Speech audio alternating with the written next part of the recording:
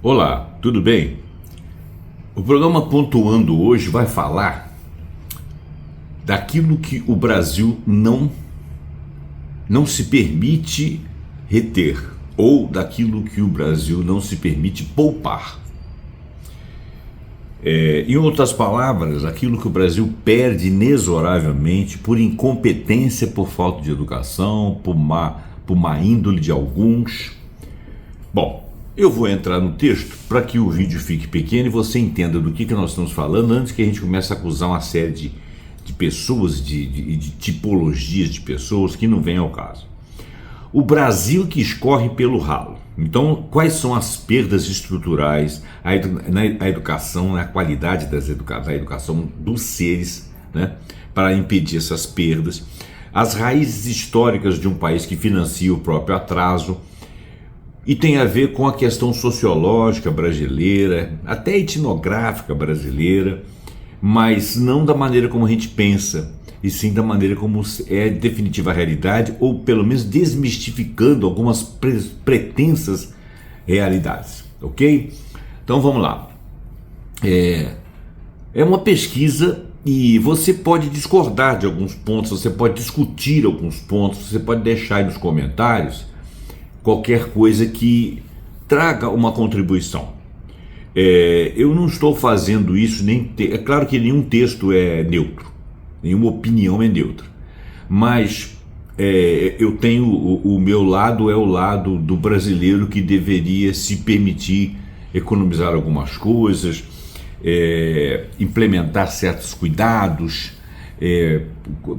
investir em desenvolvimento, melhorar a classe política e melhorar aquilo que nós elegemos, mas isso depende de uma demanda de coisas e principalmente de uma educação, vamos dizer assim, voltada para a sociedade em si, voltada para uma política de tolerância, de observação de pontos de vista contrários, excetuando os mal intencionados, excetuando aqueles que fazem carreira para si próprios e que usam de artifícios e argumentos pretensamente sérios e de boa índole, de boas intenções, para forjar mundos que são os piores mundos para nós e os melhores para aqueles grupelhos.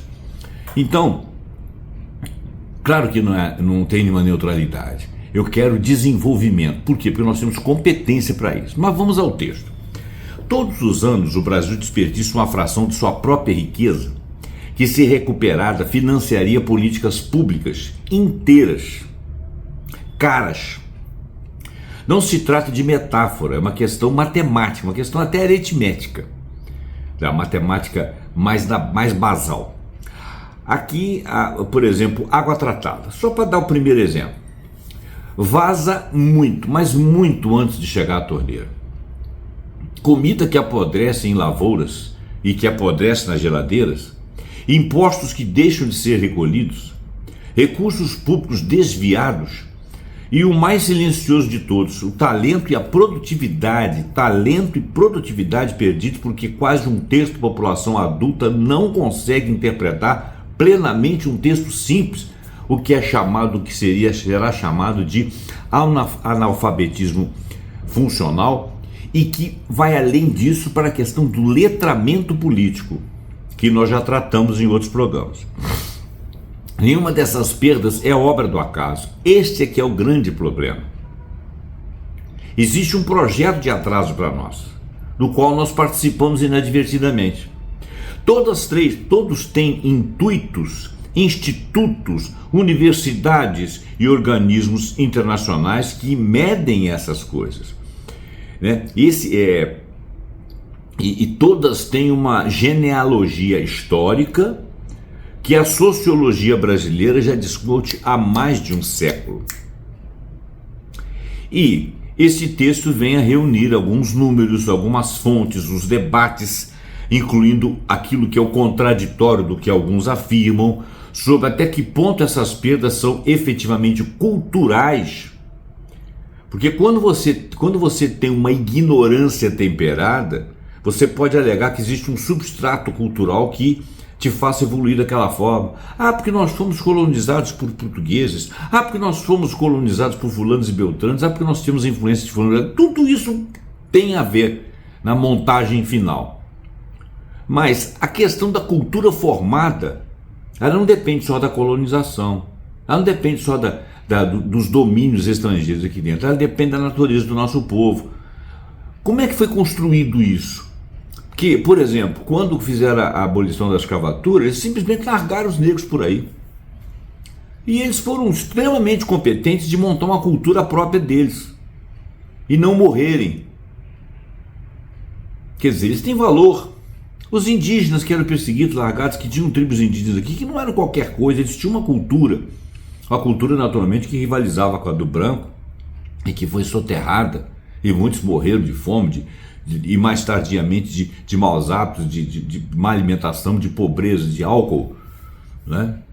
Então a questão cultural aí é a questão de como é que tudo isso forma uma cultura posterior a partir das suas bases, que foram muitas delas as genuínas, que foram muitas vezes corrompidas e que foram se edificando de outras formas, mantendo alguma coisa da naturalidade daquela competência, mas perdendo muito dessa competência no embate da vida do dia a dia, porque os opressores que lá atrás eram colonialistas e depois passaram a ser os donos dos capitais, dos grandes capitais, eles fazem tudo para tirar o tapete da base de todos os povos, não apenas nós. E nós somos o terceiro mundo, que é sempre xingado, vilipendiado, explorado, deixado de lado, chamado de incompetente, inoperante, vagabundo, preguiçoso. Então, essas perdas são culturais, até por culturas infligidas a gente, até por comportamentos estereotipados infligidos a nós. E herdadas em parte da colonização, produto de desenhos institucionais que foram deliberados e que podem, em tese, ser corrigidos agora, se você educar esse povo, se você tomar de estudo essa quantidade de pessoas e dirigir a educação para um lado, independente de quem é quem, porque no final das contas, depois de 500 anos, nós somos todos brasileiros. Não tem uma, como você fala assim, somos indígenas, somos negros, somos brancos, nós somos brasileiros. Nossa cultura está muito interpenetrada, né? Nós somos cada vez, antigamente existia uma distância muito grande entre uma cidade grande e as cidades menores, até nas vestimentas, no modo de falar. Hoje ainda tem uma ligeira diferença, mas todos sabem o que acontece aqui, o que acontece lá. Você conhece o Nordeste, conhece o Sul, conhece o Sudeste. A parte que nós menos conhecemos aqui, mas que também é bem menos habitada e bem menos fácil de ser atingida, é o Norte, a região Norte, e nós deveríamos ocupar dela, porque é uma grande quantidade de terra e é onde reside a maior parte da nossa riqueza. Então é muito importante que a gente ocupe aqueles espaços ali, né? Antes que as florestas vão embora e que as cidades e os povos sejam exterminados. Vamos lá. Primeiro, água, vazamento mais literal. O que motiva a pergunta original do texto? Olha bem, água tratada. Segundo o estudo de perdas de água de 2025, o Instituto Trata Brasil, em parceria com a consultoria GO Associados, com base em dados do Sistema Nacional de Informações em Saneamento, SINISA, ano base de 2023, o país perde 40,31% de toda a água tratada produzida no país todo, antes que ela chegue às torneiras. Porque depois que ela sai da torneira e lavou sua mão, ou lavou uma panela, ou você tomou banho, não é ela, é uma água tratada, mas que vai para o esgoto. Antes dela chegar na sua torneira, para você fazer a comida, para você tomá-la, para você colocá-la no filtro, para você fazer comida, para você tomar banho, antes ela já é perdida em 40,31%. Isso equivale a 5,8 bilhões de metros cúbicos de água por ano, tá? Ou mais precisamente, 6.300 piscinas olímpicas desperdiçadas por dia. O índice está muito acima da meta regulatória de 25% fixada pela portaria 490 do ano de 2021 do Ministério de Desenvolvimento Regional, e as regiões Norte e Nordeste concentram os piores desempenhos, com estados como Alagoas perdendo quase 70% da água distribuída, um lugar onde tem seca. Pelo amor de Deus, quem somos nós? Isso representa bilhões, tá? Então, olha, 5,8 bilhões de metros cúbicos de água, 40,31% do que é produzido de água é perdido. Instituto Trata Brasil. O impacto financeiro direto: se o Brasil chegasse à meta de 25% de perdas, que eu já acho muito, economizaria 1,9 bilhões de metros cúbicos de água por ano, o suficiente para abastecer 31 milhões de pessoas. Isso se ele ficasse na meta. Com ganho econômico líquido estimado de 17,3 bilhões até 2033-34, ou seja, 34,6 bilhões de reais em ganhos brutos, descontados os investimentos necessários de infraestrutura. Isso se ele ficasse dentro da meta. Mas ele não fica, ele fica fora da meta, então os gastos são muito maiores. Ou seja, recuperaria-se muito mais do que 34 bilhões. Ao mesmo tempo, 34 milhões de brasileiros ainda não têm acesso à água tratada. Uma contradição gritante entre a capacidade nossa instalada e a eficiência operacional. Nós temos instalação, mas somos ineficientes na operação. O economista Gessner Oliveira, da Fundação Getúlio Vargas, resume o ponto central do estudo: reduzir perdas é a forma mais barata de produzir água nova em um cenário de escassez hídrica agravado pelas mudanças climáticas.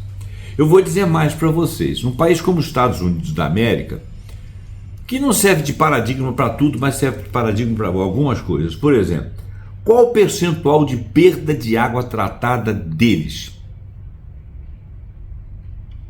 Você sabe? Pois é, eu posso estar enganado, mas é 0%. Tá? Pesquisa aí, vê se eu estou enganado. Alimento: fartura que vira lixo. Ok? A Embrapa estima que dos cerca de 140 milhões de toneladas de alimentos produzidos anualmente no Brasil, algo em torno de 26,3 milhões de toneladas desses alimentos são descartados. Um desperdício avaliado em aproximadamente 61,3 bilhões por ano em dinheiro, segundo dados reproduzidos no Instituto Humanitas Unicinos, IHU, a partir de levantamento da própria Embrapa.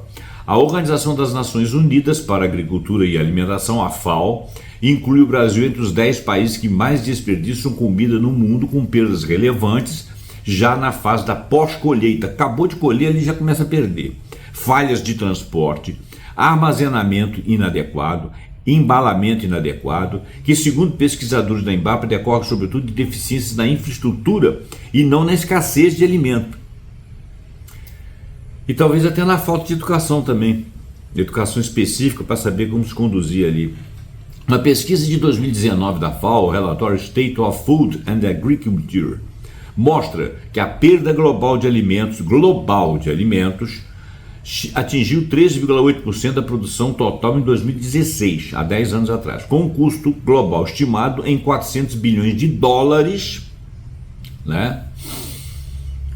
Em apenas perdas diretas. E a Organização das Nações Unidas para o Meio Ambiente, o PNUMA, UNEP, eleva a conta. Ele diz o seguinte: somando desperdício doméstico para cerca de 1 trilhão por ano no mundo, porque tem um desperdício doméstico também. Aquele que veio para sua casa e que você desperdiçou porque perdeu na geladeira, ou que você jogou fora, que você deixou estragar, também é perda, que não serviu a terceiros. Então, e isso aí representa custo, e representa um custo que, embora seja das casas que o camarada não aproveitou, mas de qualquer maneira não foi para outro lugar alimentar outras pessoas. Então é um custo de 1 trilhão de perda.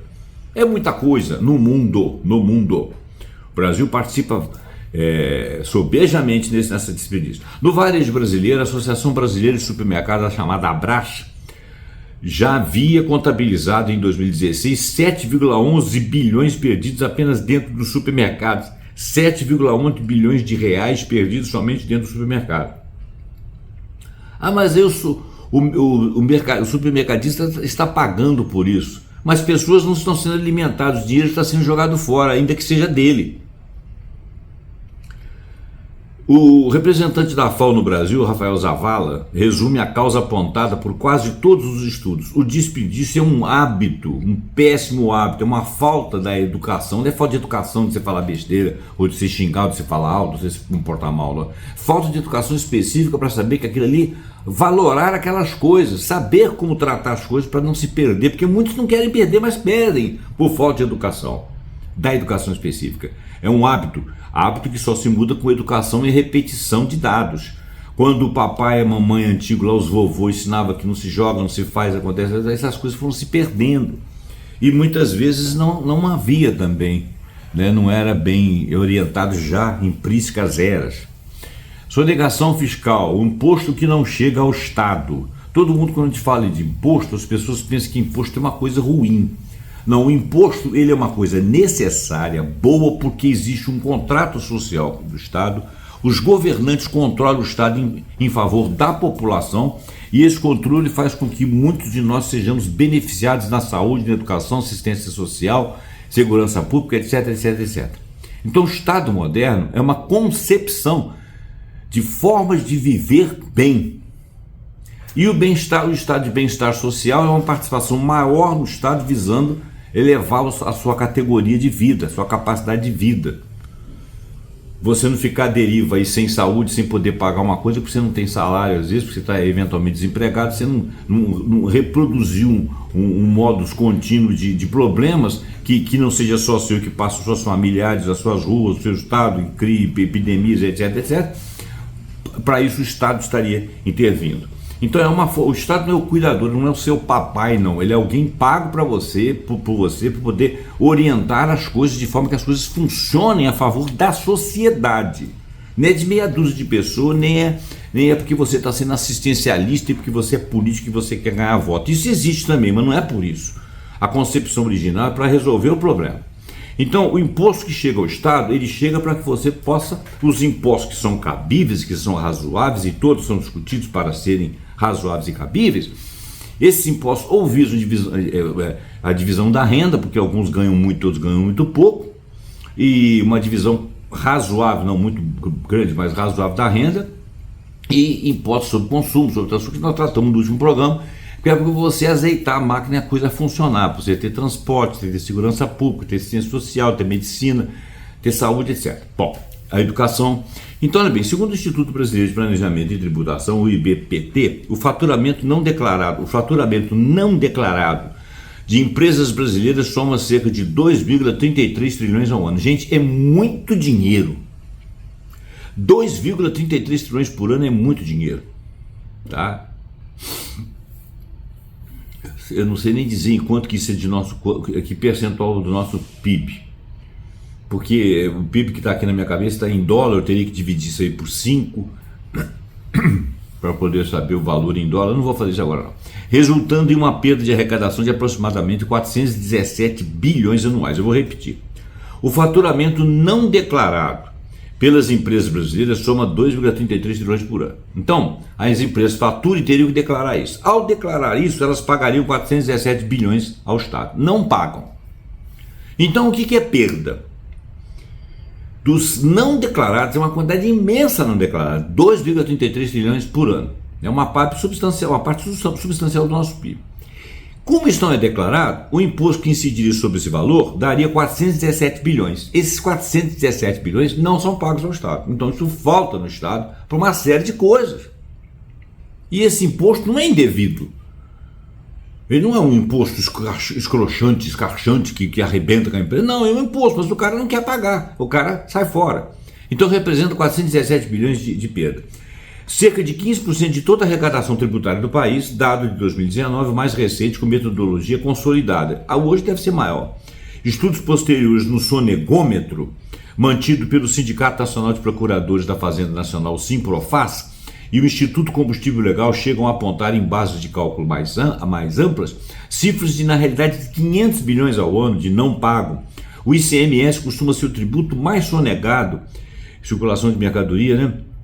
seguido pelo imposto de renda. A sonegação é proporcionalmente maior entre as pequenas empresas, 47%, do que entre as grandes empresas, 16%. As pequenas empresas acham lícito sonegar porque elas pensam que elas têm que sobreviver, como se fosse o Estado que tomasse dinheiro delas. É uma coisa a ser discutida, não resta dúvida. Você também não tem que aceitar que tudo que o Estado faça está certo, mas pelo menos discutir. Sonegar pura e simplesmente complica a vida de todo mundo. Então, olha bem, a sonegação é proporcionalmente maior entre pequenas empresas, 47%, do que entre as grandes empresas, 16%. Embora o volume desviado pelas grandes corporações, como departamentos jurídicos dedicados principalmente ao planejamento tributário agressivo, seja financeiramente mais relevante. Ou seja, o 16% da sonegação fica por conta das empresas grandes, mas as empresas grandes conseguem sonegar um valor financeiro muito maior do que as empresas pequenas, que são 47% dos sonegadores. Então, complicado. Sonegadores não, 47% das empresas que são as que sonegam. Se somarmos as sonegações, as renúncias fiscais, quer dizer, que o Estado deixa de receber e nunca mais vai receber, e os subsídios, temos uma ideia do tamanho real da crise fiscal brasileira. O Roberto Piscitelli, Conselho Federal de Economia, o COFECO. Eu não gosto muito dessa palavra subsídio, porque subsídio fica parecendo que todo subsídio é errado. Por que ninguém fala que as renúncias fiscais, todas elas são erradas? Não, as renúncias fiscais têm os seus motivos de ser. Então, se fosse uma sociedade eminentemente honesta, faz a renúncia fiscal, ajuda aquele setor passa a pagar depois, porque ele respirou e agora melhora para nós. O que acontece com o subsídio? O subsídio é uma coisa que a venda às vezes folga e melhora a vida de alguns, é uma questão social. Então você pode retornar uma renúncia ao Estado em forma de pagamento para fornecer subsídio a uma área importante, uma área essa que seria salvação de muitas pessoas. Então subsídio não é necessariamente uma coisa ruim.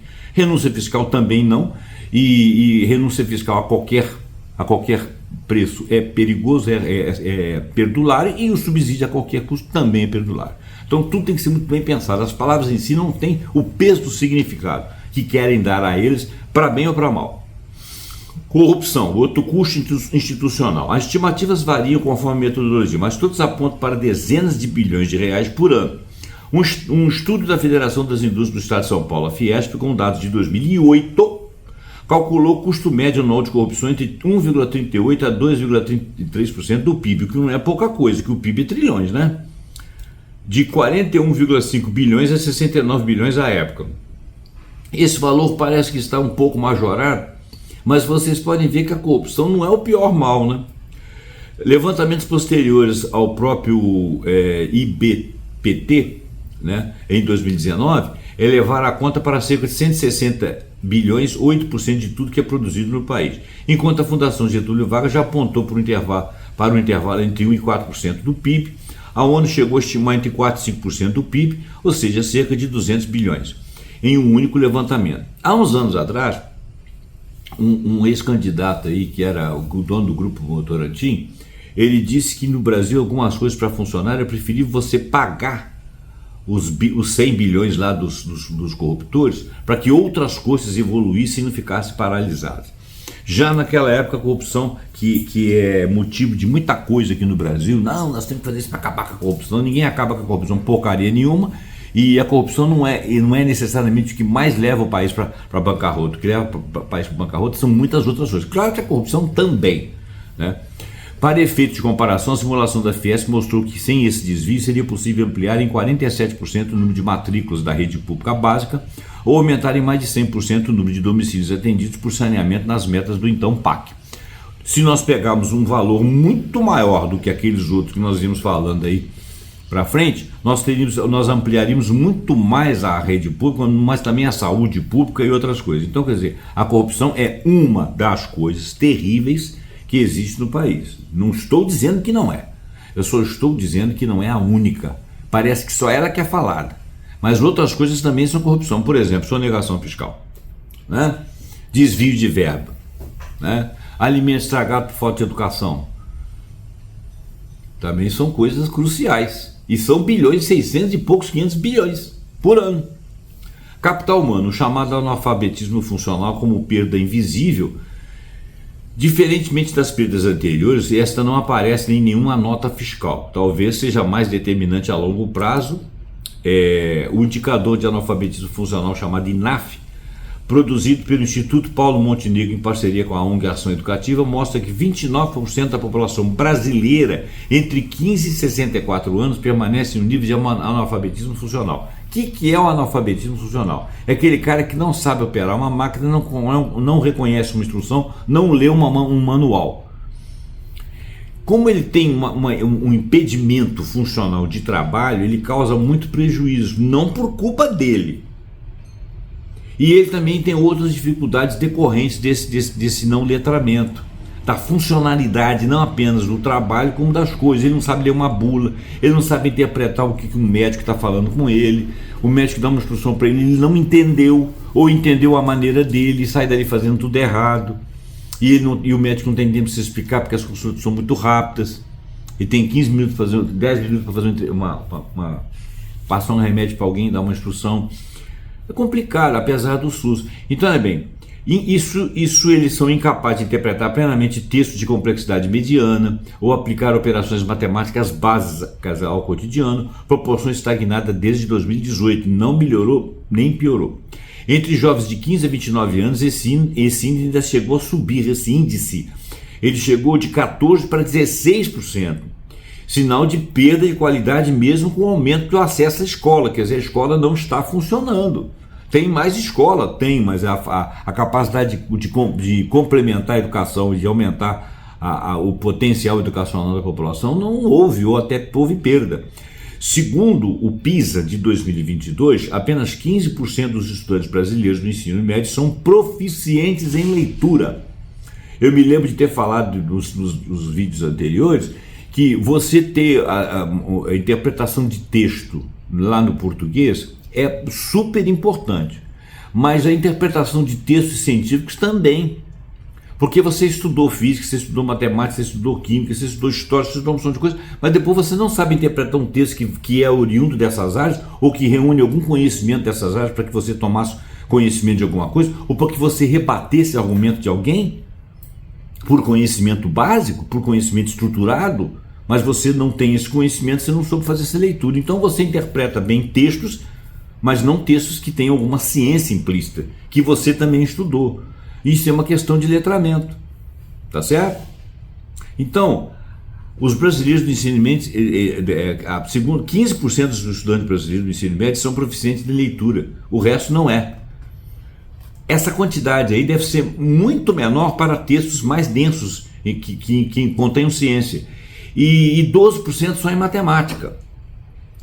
Bom, a consequência é medida pela Organização Internacional do Trabalho. O trabalhador brasileiro gera em média 22 reais de dólar por hora trabalhada, antes cerca de 33 no Chile e na Argentina. Então o brasileiro gera 22 dólares por hora trabalhada,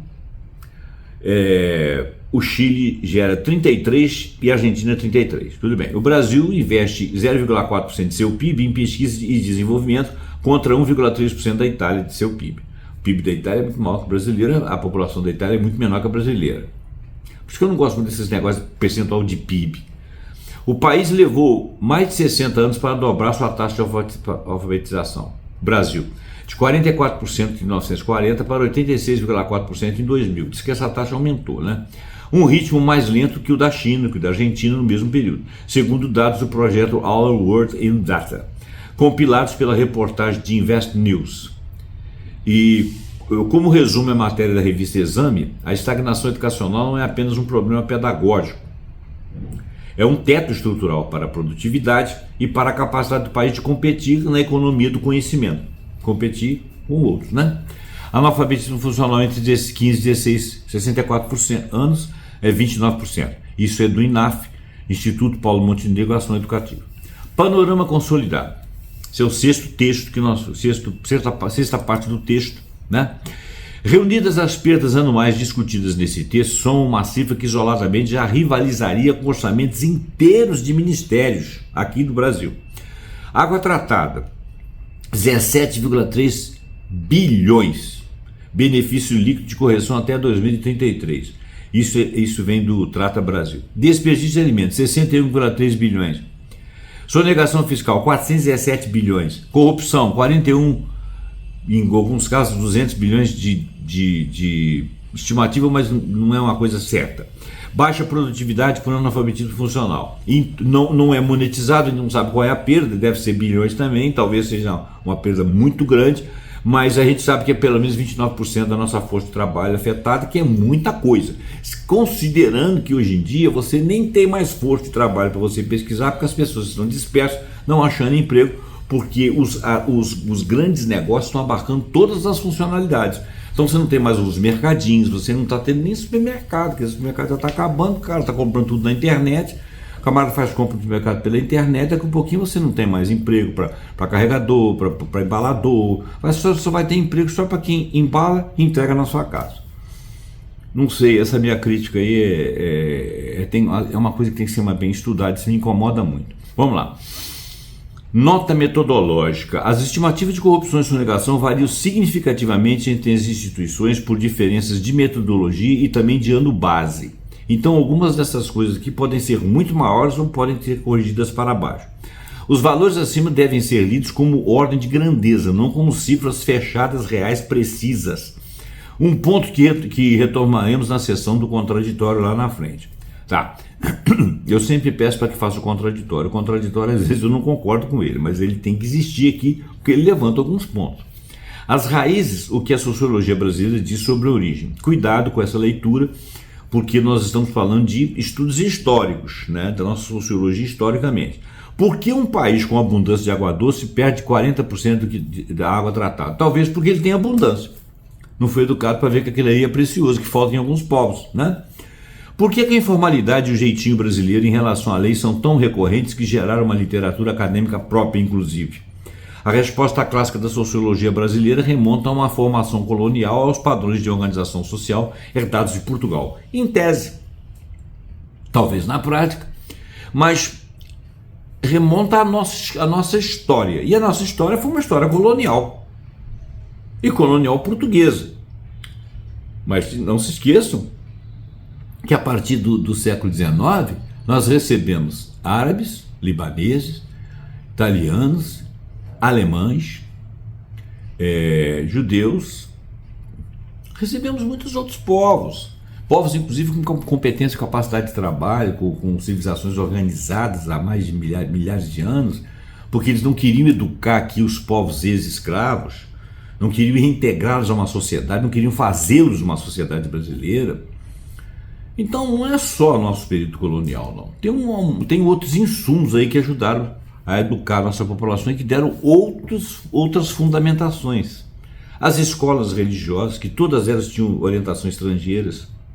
Bom, mas eu estou falando antes dos sociólogos. Vamos ver o que os sociólogos falam. O Sérgio Buarque de Holanda fala do homem cordial. Que homem é esse?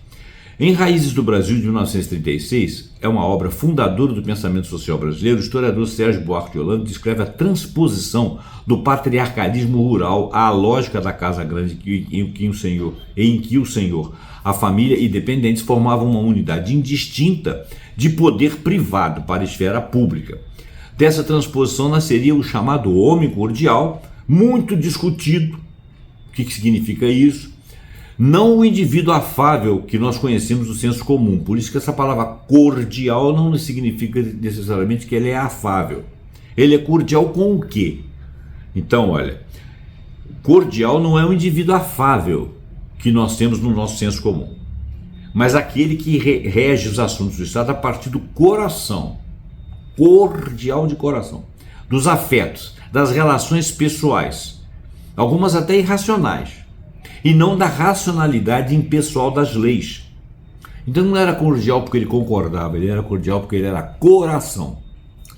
Era relação de afeto. Bons e maus afetos, diga-se de passagem.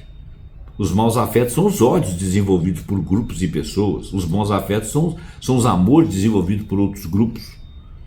Então a cordialidade tinha a ver com o coração, com os afetos, com as emoções. Então, para Buarque de Holanda, o Brasil não completou a separação moderna entre o círculo doméstico e o Estado, confundiu essas duas coisas, o que ele chama de patrimonialismo. A confusão entre patrimônio que é público, ou seja, de todos, por lei, racional, e patrimônio privado, que é uma outra coisa, entre cargo e propriedade pessoal se confundiram. Então, o indivíduo trata, quando ele chega a uma situação de certa classe ou de poder, ele trata o público como sendo dele. Então, a riqueza que ele vê no país, quando é paga para um pobre, é como se estivesse tirando algo dele, porque ele confunde o patrimônio dele com o patrimônio do mais poderoso, do que está com privilégio social. Então, se gasta dinheiro dando dinheiro para pobre, está criando vagabundo, está tirando dinheiro que não é dele, está tirando dinheiro de nós, os bonitos. Essa palavra bonita tem o significado dos caras que estão bem na fita em relação ao poder. Essa é a questão do patrimonialismo. Então, o juiz e sociólogo Raimundo Faoro, em Os Donos do Poder, num livro de 1958, radicaliza esse diagnóstico ao descrever um estamento burocrático que perpetua no controle do aparelho estatal desde o período colonial português. Um estamento social burocrático que são os representantes de pseudas elites que, inseridos dentro do Estado, mantêm o controle desse Estado desde o período colonial. É uma herança, essa sim é uma herança colonial, independente de mudanças de regime, de monarquia para república, da ditadura para democracia, etc, sempre usam o Estado como instrumento de reprodução de privilégios de grupo. Quem que é a direita lá da Revolução Francesa? Os que estão à direita do rei são os protegidos, são os que têm o privilégio. Então, a sociedade privilegiada, que quer estar à direita do poder para receber os privilégios, são a chamada direita. Se você não está nessa condição, você não pode dizer assim, não, eu sou de direita porque eu sou conservador. Você conserva o quê? Vamos lá. Roberto da Mata, jeitinho. E você sabe com quem está falando, não tem aquela coisa assim da carteirada? O antropólogo Roberto da Mata, em obras como Carnavais, Malandros e Heróis e O que faz do Brasil, descreve uma sociedade dividida entre o indivíduo, sujeito das leis universais e impessoais da modernidade, e a pessoa, sujeito inserido nas relações sociais concretas de família, amizade e clã. Esses dois polos que o da Mata situa o jeitinho brasileiro, entre esses dois polos, forma de ajustar as leis às conveniências pessoais é a expressão, você sabe com quem está falando? Esse alguém invoca a posição social ou familiar para se colocar acima da norma geral e, portanto, ter o privilégio. Para da Mata, essa prática são o modo brasileiro de negociar a tensão entre a ordem legal moderna e a sociabilidade ainda fortemente hierárquica e relacional, o que significa um atraso mental histórico. O mesmo tipo de mediação informal que em outra escala ajuda a explicar por que sonegar, por que desperdiçar, por que tolerar desvio de recursos públicos, raramente é sentido como transgressão grave no cotidiano, porque pertence a grupos e grupelhos, a privilegiados, ou que se pretendem como tais. Entre o indivíduo sujeito das leis universais que modernizam a sociedade e a pessoa, o sujeito das relações sociais, o coração dos brasileiros balança entre esses indivíduos. A dimensão étnico-racial, escravidão e desigualdade. Aqui vem uma discussão um pouco perigosa. Vamos fazê-la com muito cuidado. Uma leitura puramente culturalista das perdas brasileiras, atribuídas a traços psicológicos herdados da colonização ibérica, tem sido diretamente contestada por linha sociológica que enfatiza a escravidão e o racismo estrutural como o eixo explicativo mais relevante do que a cultura ou a herança institucional portuguesa em si. Quem faz essa contestação, um deles é o sociólogo Gessé de Souza, que tem todo o meu respeito, em A Elite do Atraso, o livro que eu tenho aqui já li. Da Escravidão à Lava Jato, de 2017, o livro. Argumenta que os autores Buarque de Holanda, o Sérgio Buarque de Holanda, o Gilberto Freire e o Roberto da Mata, apesar das suas diferenças de enfoques e de tradução da nossa realidade, compartilham um mesmo culturalismo que, ao explicar o atraso brasileiro por traços de caráter nacional, reproduziria, com outra roupagem, o chamado racismo científico do século XIX. Troca-se a explicação pela cor da pele, pela explicação pelo estoque cultural, mas mantém-se a mesma lógica de hierarquizar-se povos. Então troca-se as palavras, mas ainda é a hierarquia dos povos. Para Gessé de Souza, o verdadeiro mal de origem brasileiro é a escravidão de mais de 300 anos e suas consequências renovadas. Que essas consequências existem e ainda são renovadas, elas são aprofundadas, elas não são esquecidas, essas consequências. Elas são mantidas na ordem vigente. E a manutenção de um terço da população duplamente descapitalizada, desbancarizada, não inserida na era digital, sem capital econômico, nem capital cultural, da onde se tem um analfabetismo cultural, sem educação de qualidade, portanto, o que Gessé de Souza relaciona diretamente aos números do analfabetismo funcional citados acima e que eu digo associados ao não letramento em várias ciências, inclusive o não letramento político, o desconhecimento de história. Qual é o contraditório? Cultura e instituições ou as duas coisas? Vamos lá. Contra a tese culturalista de Buarque de Holanda e da Mata, os críticos, como o próprio Gessé de Souza, acusam essa tradição de psicologizar um problema estrutural, como se bastasse mudar o caráter do brasileiro por meio de educação de conscientização para resolver desigualdades que, na verdade, decorrem de uma arquitetura de poder muito concreta, embasada, construída, sustentada por elites econômicas específicas que duramente largariam esses pontos, e não um traço difuso de toda a população. Não, isso é concretamente mantido por alguns. Eu concordo com essa parte culturalista. Não basta a gente educar ou fazer essa revisão histórica que uns e outros fazem de maneira discutida entre eles, mas que aquilo que é o privilégio de alguns aqui é concretizado. E aí de você se descobrir isso. Não pode ser assim, não pode, vai ter que ser. Por quê? Então, sob esse ângulo, campanhas educativas como desperdício da água ou contra a sonegação, por mais louváveis que sejam, e elas dão resultado com certeza, mas tratariam apenas o sintoma, o comportamento individual, e não a causa, que é a captura do Estado por interesses privados. Agora, ele não fala como que você resolve não deixar o Estado ser capturado, como eram lá as monarquias, que eram capturadas pelos aqueles caras que ficavam em torno do poder, ele que recebiam títulos nobiliários e que eram apoio à monarquia. Esses apoios, esses principais do poder e que fazem um fechamento, que a gente observa isso no nosso dia a dia aqui, que impede o Congresso de votar uma lei a favor do povo, uma lei que é a favor dos nossos ganhos. Como é que você muda isso? Você muda isso com voto? Mas quem seriam as pessoas que se candidatariam?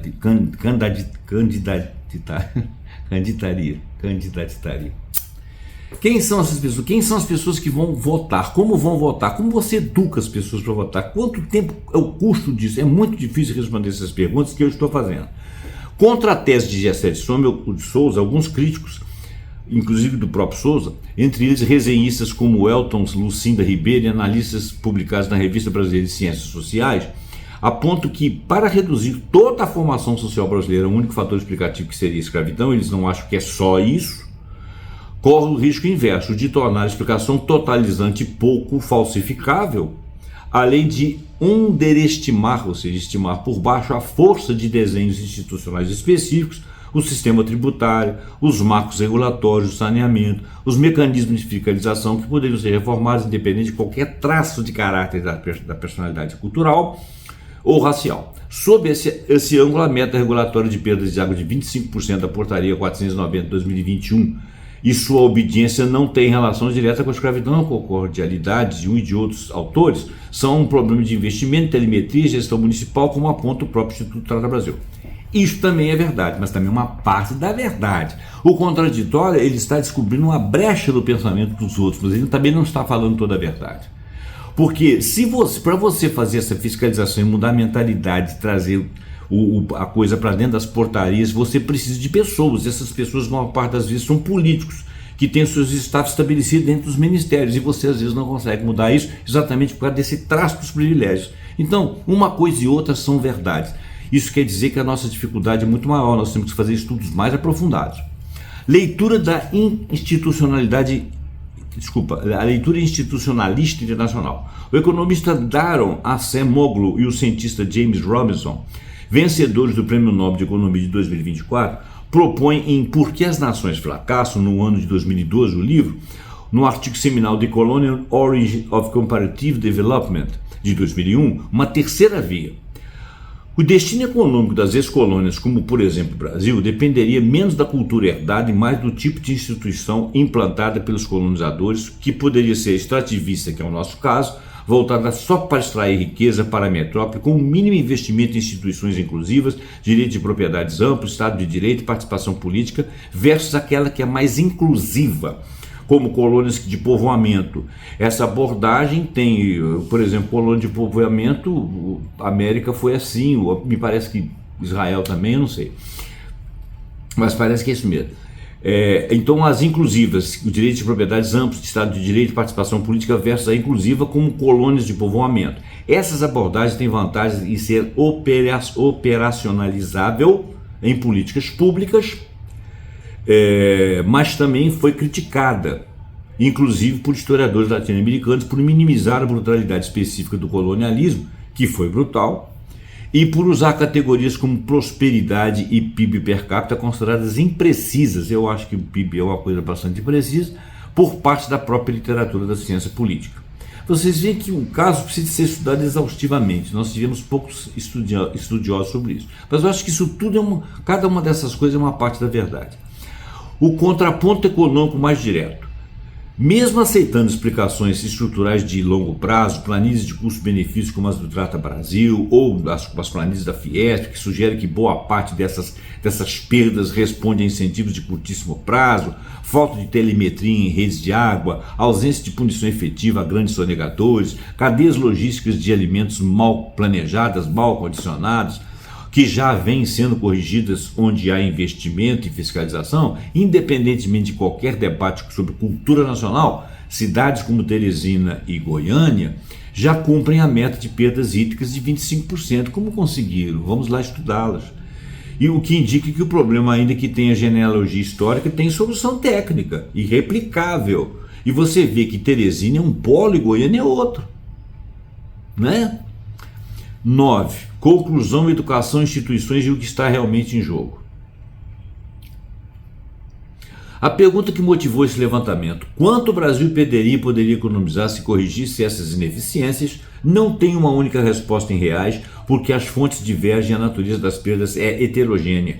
Parte é hidráulica, parte é fiscal, parte é institucional, parte é uma perda de capital humano, que sequer aparece em nenhum orçamento, mas somadas essas perdas seriam suficientes para financiar programas de saneamento universal, ampliar em dezenas de milhões o número de matrículas escolares, ou dobrar investimento em pesquisa e desenvolvimento, sem exigir um único real de aumento de carga tributária, quer dizer, só uma organização. O que a pesquisa em ciências sociais deixa claro é que a educação e a conscientização sozinhas provavelmente não bastam se não vierem acompanhadas de mudanças institucionais, fiscalização, investimento em infraestrutura, transparência orçamentária, punição efetiva para quem lucra com desvio, e eu chamaria a atenção de mais um item que ele não falou aqui: educação básica de qualidade voltada para a realidade dos fatos, dos acontecimentos à nossa volta.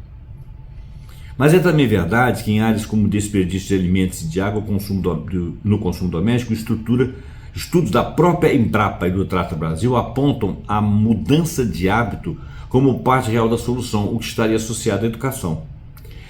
Em determinismo histórico, cultural e otimismo ingênuo entre eles, de que basta uma campanha publicitária, fica um espaço mais estreito e mais difícil, o de políticas públicas de longo prazo, sustentadas independentemente de qual governo esteja no poder, algo que ironicamente é também aquilo que a tradição de Buarque de Holanda e Faoro descreve como historicamente muito raro no Brasil.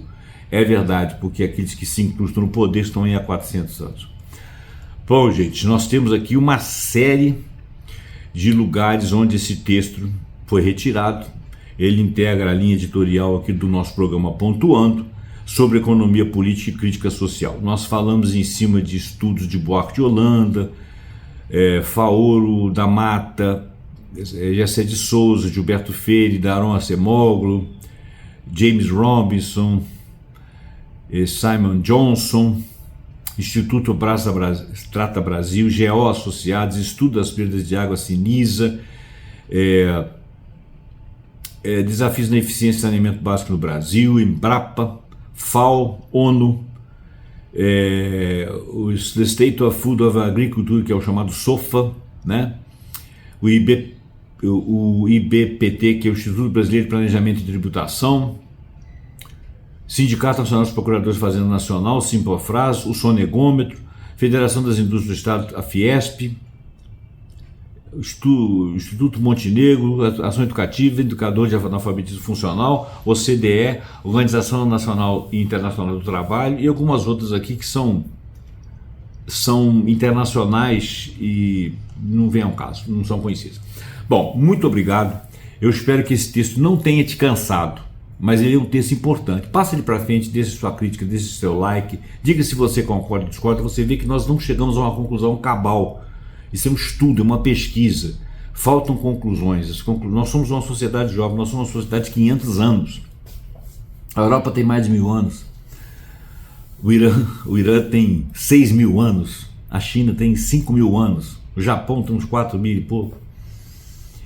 Algumas sociedades nossas são sociedades antigas, e nessas sociedades antigas é mais fácil às vezes você puxar pela educação.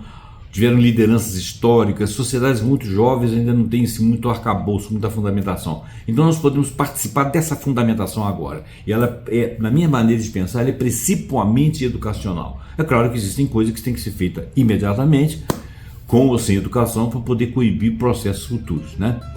Mas então fica assim. Muito obrigado. Até o próximo programa, pontuando com algum assunto que nós achamos muito interessante. Até lá.